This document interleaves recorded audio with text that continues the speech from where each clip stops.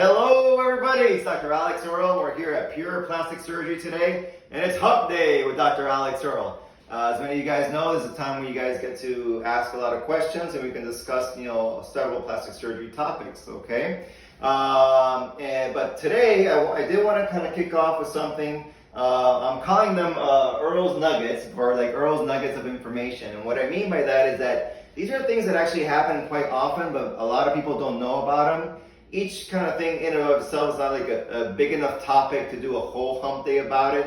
So I've compiled a few of them so that we can kind of discuss them. And then of course I'll be happy to answer any questions that you guys may have, okay? So I have a few things here that I kind of want to go over because these are things that we see kind of quite often. It's not like something that happens just every once in a while. But most patients are actually not aware that these things can happen, so they get very, very worried when they do. And so I just wanted to make sure that this information's out there, so you guys can, if it does happen to you, that you can expect it and you know that it's not something that's unusual. Okay.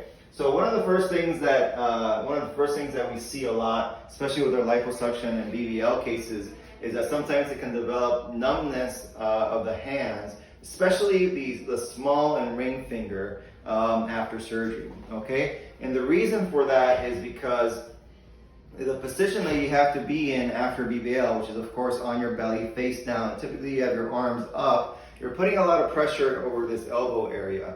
And along that elbow area, there's a nerve called the ulnar nerve, okay? And when you put pressure on that nerve, it tends to go numb and it causes numbness in that small and ring finger. So it's not unusual after your Bbl, especially as you start to recover, that you may feel that numbness there.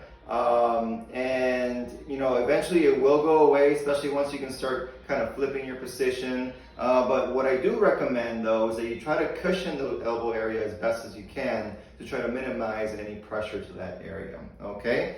So quite common, but not something to worry about because eventually it will resolve, especially once you don't have to be kind of face down at all times, okay? All right. So the second one that I want to talk about here today is regarding implants. So, whether it's a breast augmentation or especially if it's the combination of breast lift with implant, it does take some time for things to settle. So you're not going to necessarily have the best looking result right off the table, okay? It looks actually pretty good like in the OR before you go into recovery, but then what happens is the implants then tend to kind of come up and they start off looking very, very high, okay? So they look like they're kind of just beneath the clavicles, they're a bit too high, and if we combine that with the breast lift, oftentimes it looks like the implant is way up here and the breast is kind of sitting right below it, okay? I've had some patients even describe it as Frankenboobs at that time, okay? Again, it happens pretty much with all the patients, something that you don't necessarily need to worry about initially, but it will take time for things to settle. So it takes about 3 months for that implant to kind of come down, okay? As the muscle stretches and the skin stretches, the implant will start to come down into its more natural position. And as the implant comes down, it kind of settles behind the breast where it's supposed to be. And so therefore then that nipple position ends up right in front of the breast where we want it, okay? But it's not a quick process. It's a very slow and gradual process. And typically it's gonna take at least 3 months, okay? Now, I often get the question, do you always recommend a band or massage, okay? I don't do it kind of routinely for every patient. A lot of times, this just kind of happens on its own. You just have to give it time, okay? If I do see for whatever reason that I think progress is moving too slow, then I may employ some massage techniques or using the band. But it's not for every single patient, okay? The other thing that's not unusual is that they may not settle at the same rate, okay? So one breast may settle quicker than the other one, and that's okay. But by about the 3 month mark or so, they should both be fairly settled at that point in time, okay? All right. So the next kind of nugget of information here that happens very, very often, but patients are typically surprised when they see it, is what we call pleating after a tummy tuck, okay? So I'm sure you guys have seen it if you've seen like an early post-op, tummy tuck photo. where especially along the sides, along here and here, the skin looks like it's a little bit kind of like undulated or a little bit kind of wrinkled up in that area, okay? So the official term for that, we call that pleating, okay? And the good news about pleating is that pretty much it almost always goes away. So I would say over 98% of the cases, it goes away. It is something that is expected. It's actually something that we do on purpose. We kind of really want to bring that skin in as much as we can. We want to tighten things up as much as we can, and so that the overall long-term result is the best outcome that we can provide. And therefore, initially, you're going to have some of that wrinkling, some of that pleating, and it's going to look a little bit weird, especially if you don't expect it. But rest assured, it is kind of part of the process, part of the procedure. Eventually, the skin does kind of smooth out. And again, also for this process, it's also at least 3 months. At least 3 months for that pleating to go away. Pleating doesn't only happen with tummy tucks, so it's most commonly there, but sometimes if we're doing a very large breast reduction or a breast lift in a fairly large breast, sometimes you can see some pleating along kind of the lateral aspect of those incisions as well. And again, eventually those incision lines are going to smooth out, but it just takes time. And massage does help. So if you want to help it along, you can always use something very simple like a cocoa butter moisturizing lotion, and kind of massage the areas twice a day, and that does help the skin eventually get smooth into those areas. Do you ever have cases where the pleating doesn't go away? So like everything else in medicine, there's nothing that's 0% or 100%. So are there rare instances where it doesn't go away? Yes, but I would say it's probably about maybe 1% of the cases or less. So it can happen, but it's very, very rare that it does so. Quick question about a BBL. How do you make a BBL smaller? So you're saying you had a BBL, you want to come back and you want to kind of reduce the size, yeah? So that's actually, now that BBLs have been around for a few years, and the kind of the look that people went for, say maybe even 5 years ago, is not so much kind of, what most people want today. So today people are going more for like enhanced natural looks. Another phrase I've heard, which I like, is called soft vixen type of look. And so someone who's had like that big vixen look now wants to kind of reduce things a bit. And so we can do that, and the way to do that is pretty much via liposuction. So what happened was, of course, there was a lot of fat added previously. A lot of times people like the lats, which is kind of wide up high, or the shelf look, and nowadays those looks are not so popular anymore. So we do have a lot of patients that come back and they want to reduce the overall size, reduce the lats, reduce the shelf, and kind of change the shape of everything into much more kind of our more kind of signature shape here, which is that upside down heart shape. So yes, we can do that, and the way to do that is basically through liposuction, and we are doing lipo to the buttock area as well to try to achieve those shapes. Now, sometimes it may be a little bit counterintuitive. In order to do that, we may also need to be able to fat transfer to certain specific areas just to change the shape overall, not necessarily not to increase any volume, but just to get to that shape that we want, for that final outcome. Thank you very much. Okay. All right, so pleating, very, very common. Please don't freak out if you see that, okay? That happens with almost every tummy tuck that is done. All right. The other kind of little nugget here is we get this question all the time. People say something like, I think I want to have saline implants because they're safer. And the fact is, based on all the medical literature out there, all the plastic surgery literature, there is no evidence, to suggest that saline implants are safer than silicone implants. Okay. Yes, there was questions about it, more so in the 90s or so, and for a while silicone implants were not being done here in the US, but the studies did continue, and now we have studies with thousands, tens and now hundreds of thousands of patients, which pose this question, and all these studies determined that they were equally safe, okay, which is why we have, pretty much the reason why we have silicone implants back here in the US. They were never actually stopped in Europe and much of the rest of the world. So are saline implants safer than silicone? No, I would say not. Say they are equivalent, okay? Actually, the preference now is to use silicone implants, especially the newer kind of 5th generation gummy bear type implants, okay? They provide a much more natural look and feel. They're equally safe, but they do have less chances or less incidence of what we call rippling, which is where you can kind of see that implant, especially in the upper pole of the breast, kind of makes little waves, okay? When you have a gummy bear type implant, the chances of that happening are much, much less. So in general, we do recommend the silicone implants, and I would say probably greater than 95% of my patients are getting silicone implants as opposed to saline. And I think that's just the right way to go. Now, when you do talk about implants, though, I don't do textured implants. That is the one thing that I do stay away from.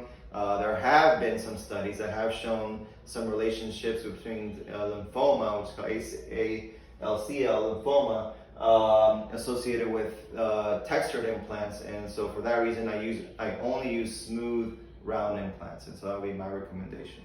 Okay. All right, and then the last little nugget that I brought here today is something that also happens very, very often, but patients get surprised because they're not sure what to expect. Is that when we do that breast reduction or that breast lift, when we do that anchor type pattern, okay, there's a point here where the two scars meet, okay? We call that the triple point or the upside down T point, okay? And what happens quite often that we're just in that spot, because we're putting so much tension into that area to kind of bring everything together, it can oftentimes open up a bit, okay? Create a small wound. So it's typically about 1 centimeter or so. And what happens is, we just have, the patients will call us, let us know there's a small wound there. I warn everyone in pre-op ahead of time, so I don't want people to be too scared or surprised, okay? But if that were to happen, it's typically not a big deal. For the most part, we just treat it with antibiotic ointments and dressing changes, and it tends to heal on its own, okay? That's the upside. The downside is that it can take a few weeks, okay? It's not quick. It can usually take somewhere like 3 to 4 weeks for it to fully heal. Okay, sometimes we also see that not only here at that triple point area, but sometimes you can see it here as well, where the two scars meet up the top, near the areola meeting the vertical incision there as well. So how long after a breast aug or a breast lift can you put on the scar cream? So if you're not having any issues, or you're not having any little wounds or anything like that, you can start at 2 weeks. Okay, so we put on your skin tapes or steri strips. Okay, and those are going to stay on for about 2 weeks. At 2 weeks, you can remove the steri strips, and then you can start applying the scar cream, such as Silogen. We're ready for questions? All right. So yeah, those are all the ones that I had here today. But I'll be happy to answer any questions. Yeah, we have a lot. All right, good. Shoot. So, Dr. Earle, can you enhance the hips during a tummy tuck? So you can to a certain extent, even without doing any, fat transfer to the area. So when you're doing your tummy tuck, okay, you're tightening not just kind of the anterior abdominal skin, all right, but you're tightening the skin along the edges as well. So, all right, so you're doing your tummy tuck, and then of course you're going out into the hip area, okay? But typically, when we're doing that full tummy tuck, that incision is going to go all the way from hip to hip, okay? And so then you're also tightening up the skin in this area, in that direction, as well as here, here, and here in that downward direction. And the other thing that you improve is also the Mons area, okay? So yes, with a tummy tuck, you can improve the hip area, the lateral thigh, and the Mons area as kind of just part of the procedure itself. Do you operate on diabetics? I do, but they have to be well-controlled diabetics, okay? So the main study that we ask for is called a hemoglobin A1C, okay? That's the one that we ask for when you have a diagnosis of diabetes. And that has to be less than 6.5, okay? So when your hemoglobin A1C is over 6.5, that means that your sugars are not well controlled, okay? And that then increases your risk for complications, okay? Complications such as the wounds not healing well, infection, and what we call necrosis, or skin or fat dying. Okay, so that's why we're very, very careful with diabetics. You want to make sure that you're on all your medications and that your glucose levels are well controlled and your hemoglobin A1C is less than 6.5. Thank you very much. You just answered my next question. All right. Next is there anything you can recommend to take after a breast aug to help speed up the recovery process? Not necessarily. Okay, I mean, of course, just your kind of you want to follow all the post-op instructions, but there's not necessarily any sort of supplementation or anything that you need to take. The key thing is to really take it easy, especially with the upper body. So no heavy lifting, no strenuous activity for the first 6 weeks.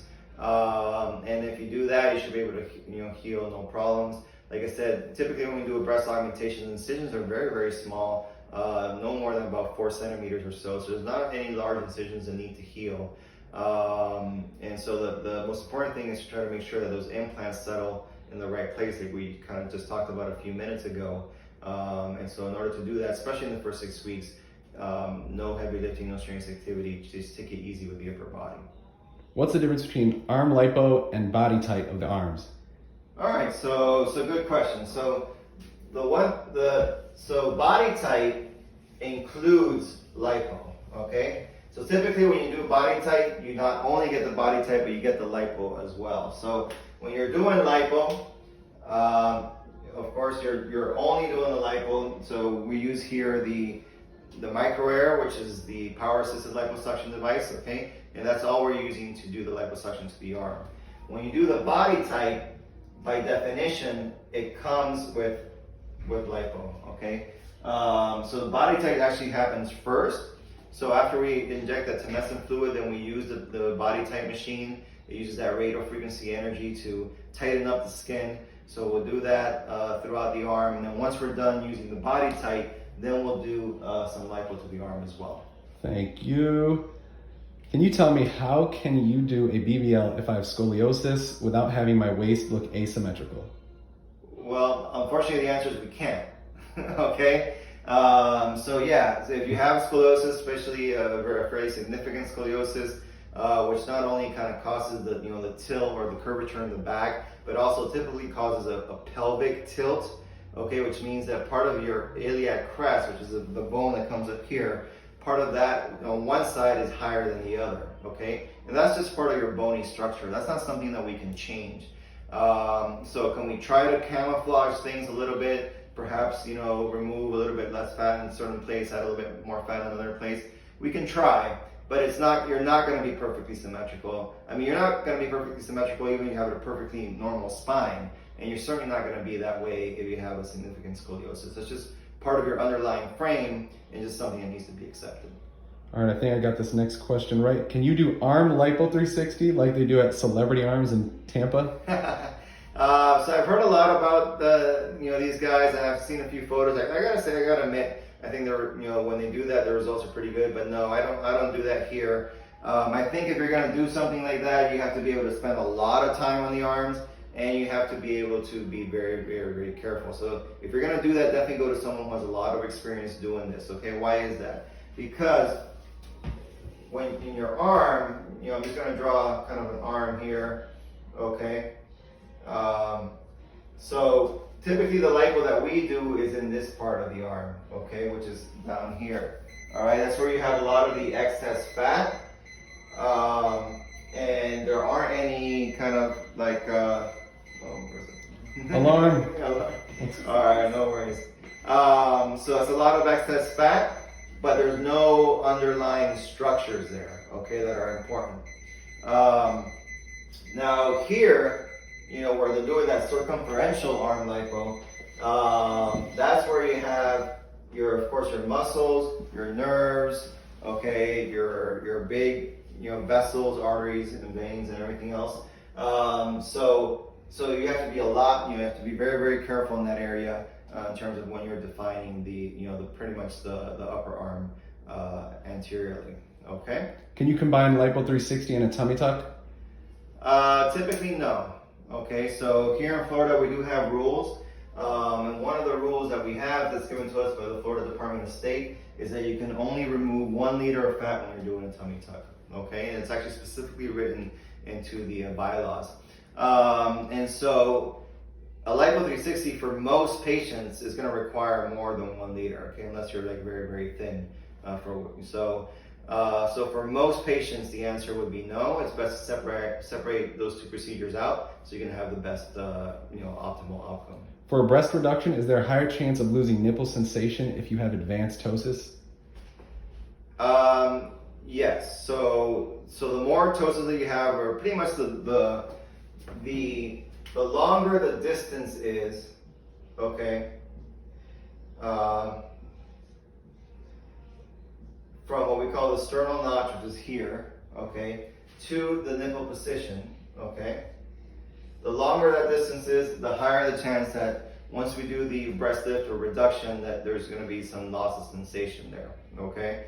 And so if you're a grade 3 ptosis, which typically means a very long distance, and we have to do that anchor type pattern once again to do the lift or the reduction, the chances of sensation loss are greater.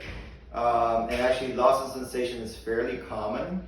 So that probably could have been one of the nuggets there as well, but that's something that happens commonly that you should be aware of. What does not happen commonly, but is a risk factor, especially when this distance gets very, very long, over 30 centimeters or so, is that you can actually lose the nipple altogether.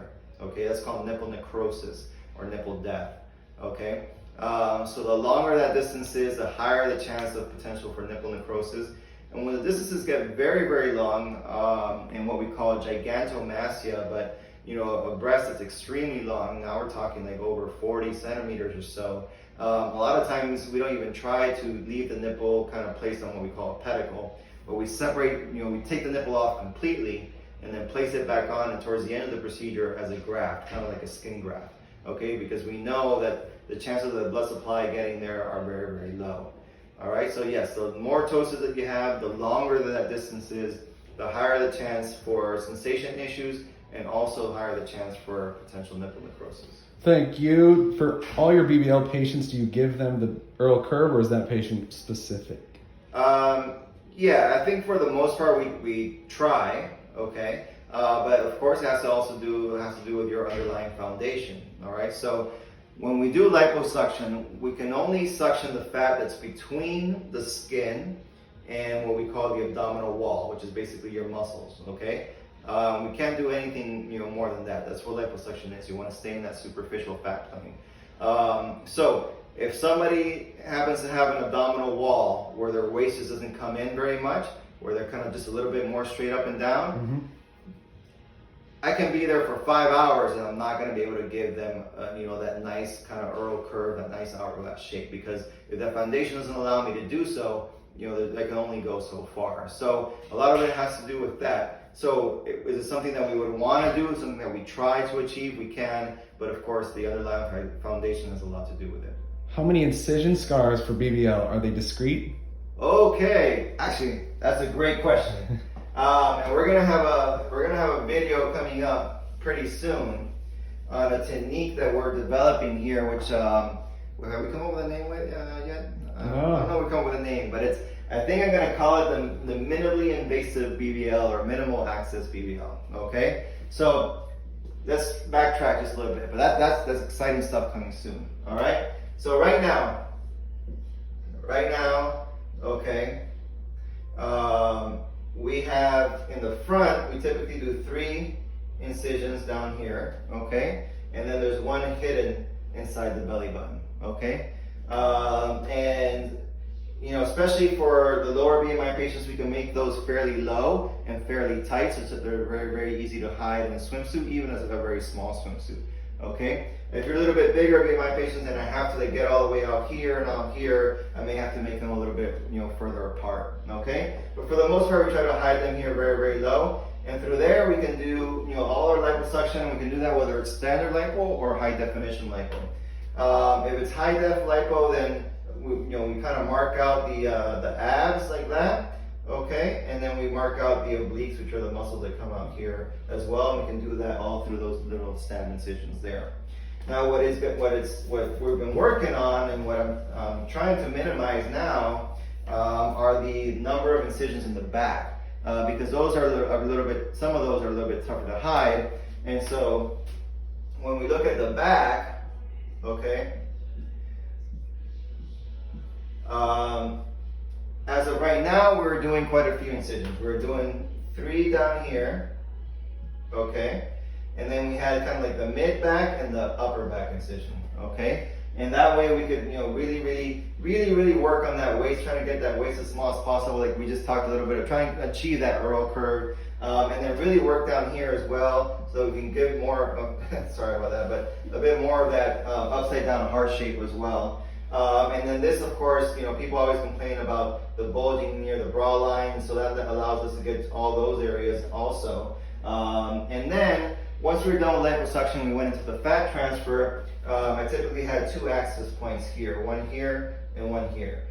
This one allows me to kind of go into this area. I like this one here because that's the one that I use with the ultrasound, okay? I have one hand, which is typically my left hand on the ultrasound up here, I have my cannula here, and that's where I'm going into what, you know, that danger zone area that we've discussed before, okay? So that's what this point is here for. So when I'm in that danger zone, I'm using the ultrasound, I'm making sure that I'm above the muscle in that safe plane.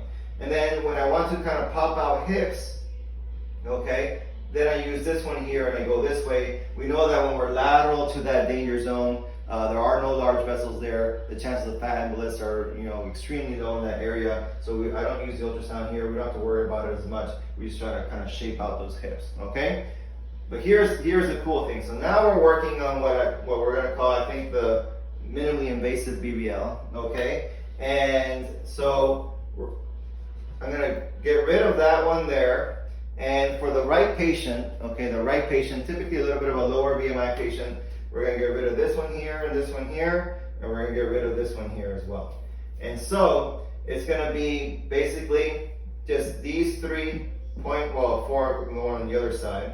And that way it's going to be extremely easy to hide, okay? Even if you wear a little tiny bikini, you're not going to be able to see this one. You have the top that's going to be right along the bra line, so that's going to be well fit in there. So the only ones that you may see on the side are the little tiny stab incisions there, which I still need to use to make sure I'm using the ultrasound, make sure I'm in the safe place. And then from here, we're going to access the hip area as well. Okay, so we're going to make a video on that in the OR, and that's going to be coming soon, so stay tuned. How long after a C-section can you have a BBL? So after C-section, you probably want to wait at least 6 months, okay?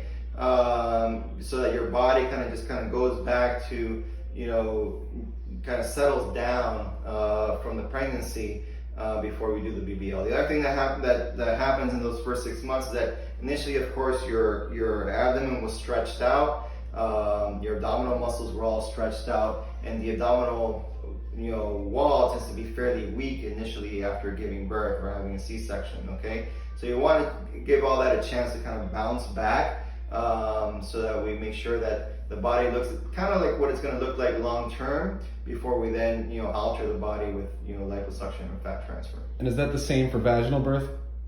Yes. What do you need to do after tummy tuck for scar revision? I'm 1 month out. For scar revision? So okay. So 1 month out. Yeah. First of all, you're only 1 month out. So 1 month out, I wouldn't make any final decisions at that point in time. You know, I typically don't make any final decisions until at least 3 months out. Okay. At that point in time, you know, enough swelling has come down. Things have settled enough that you can then really make more of an objective decision as to whether, you know, a scar needs to be revised, whether dog ears need to be taken down, or things of that nature. Okay. But once you get to that point, it really depends on what it is. For example, did the tummy tuck scar become wide? That's not too unusual. It's a scar that we put under a lot of tension. And so sometimes it can end up being a little bit wide. So could that be revised down the line? Yes, of course. You know, once everything has stretched out and there's not so much tension in the scar, a lot of times when you go back a second time, you revise it, you can achieve that little nice thin line. But I typically wouldn't do that till at least about 9 months or so after your tummy tuck, to make sure everything's been stretched out already and you're not simply just putting things on tension again. And the other thing is, you know, sometimes, especially in bigger patients, it is tough to try to get rid of everything all at one go, and you can potentially develop some dog ears on the side. And sometimes the solution to dog ears can be twofold, meaning that yes, you want to remove a little bit more excess skin, but you may also want to do a little bit more lipo to the area just to contour the area, so you can do that combination. If you're a tummy tuck patient and your BMI is a little bit on the higher side, remember we're limited to only that 1 liter of fat that we can remove. We typically don't lipo that central abdominal area because that's the same area that we're lifting up to then stretch down. So you don't want to create a double insult in the area, create a possible issue with healing. So it's not unusual that those patients want to come back and then do like a lipo 360. Okay. And that's typically when you get the best kind of both worlds. You can come back, your lipo 360, the back can be addressed, which is typically not addressed with the tummy tuck. And we now have a 4 liter limit, and we can really get rid of all that excess fat at that time. Do you perform BBLs on smaller frame women? Yes, of course we do. And actually this whole incision placement that I just discussed is more, it's going to be something that we do apply to smaller frame women, because we're decreasing our access points. The cannulas are only so long. So yeah, it won't work for someone who has a higher BMI or someone who's has a very, very long torso. So smaller frame women, definitely we do BBLs. Our BMI, our lower BMI limit for BBL is now 22. Okay. So if you're in about 22, 21 range, we can still be able to do a BBL for you.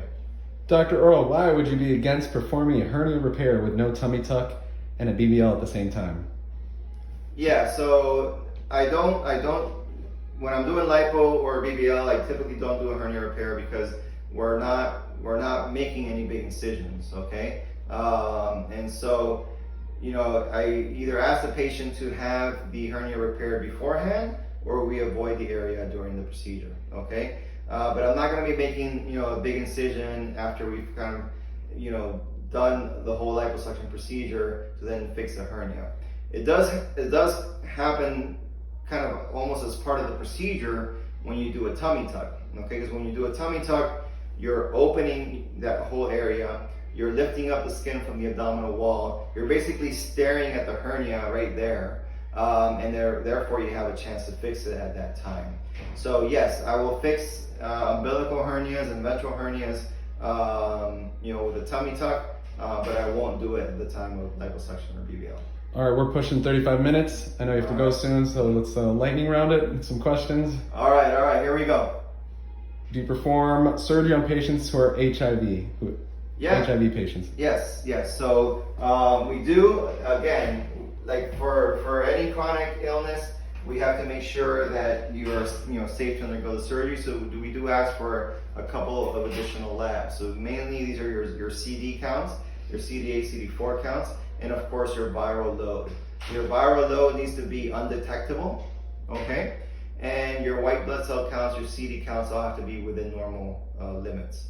So if you are on your medication, your viral load is undetectable, all your other labs are within normal limits, then we can go ahead and do surgery. I have hip dips and I'm getting a tummy tuck. Can you fill in the hip dips during a tummy tuck procedure? So it is possible. It's not something that we do quite often, okay? The one thing that I don't like to do when I do a tummy tuck is I don't like to flip the patient over. So we're doing everything basically with the patient laying on her back. So if it's not like a huge hip dip, it's like a small area that just needs to be kind of touched up, and of course doesn't require large amounts of fat, then it could potentially be done at the time of a tummy tuck. Do you work on women that have had bilateral mastectomy with reconstruction? Not so often anymore. When I was at Cleveland Clinic, I did all the time, so I did a lot of breast reconstruction there. But at this point in time, I don't do a lot of breast reconstruction. It's mostly cosmetic surgery. And the one thing that of course changes things is if the patients have radiation. Okay, so if you had radiation, typically any sort of surgery that you do on the breast, whether it's an implant or not an implant, a lift or anything like that, becomes a lot more complex. The chances of things healing well are a little bit lower. Chances of wounds not healing, of infection and things, infection rates, all those things go up. So it's best to do it with a, kind of more of an insurance-based hospital setting with a plastic surgeon and a breast surgeon. So we know for safety purposes you're primarily doing video consultations. Do you know when you'll be back to in-person consultations? When COVID's gone. So unfortunately, we don't know when that's going to happen. So I mean, you hear different things on the news. Some saying maybe by fall, some saying maybe by winter. But honestly, nobody knows. So a lot of it depends, I think, on how many people get vaccinated, whether new strains come out, and all sorts of factors of which, of course, we don't have any control and we're not able to tell. So for right now, we're trying to keep things as safe as possible. I did get the vaccine, so I feel pretty safe myself. But unfortunately, the vaccine is still not to the point where everyone in my staff has been able to get it. It just hasn't been available to them, so we have to be careful. I have to take care of my staff as well as, of course, taking care of my patients. So we are still trying to minimize the amount of traffic going through the clinic. We still have all of our COVID protocols in place, including getting tested prior to coming into the facility. So as of right now, we're going to focus mainly on the virtual consultations until further notice. Thank you very much. And for the last question, do you know when you're going to roll out the new minimally invasive BBL? Well, we've done a couple already, and we have a video in the works, and so we're just gonna. I think it's gonna come out very, very soon. All right, and when you see that, I think you have a better understanding of exactly what we're doing. I think it's going to be really, really great. As always, we want to continue to improve. We want to continue to innovate, and this is going to be the next step for us in that procedure. Okay, everybody. All right, everybody. Well, it's been awesome. I hope you were able to enjoy the talk today, and grab hold of those nuggets and keep them with you. They're going to be important for your recovery.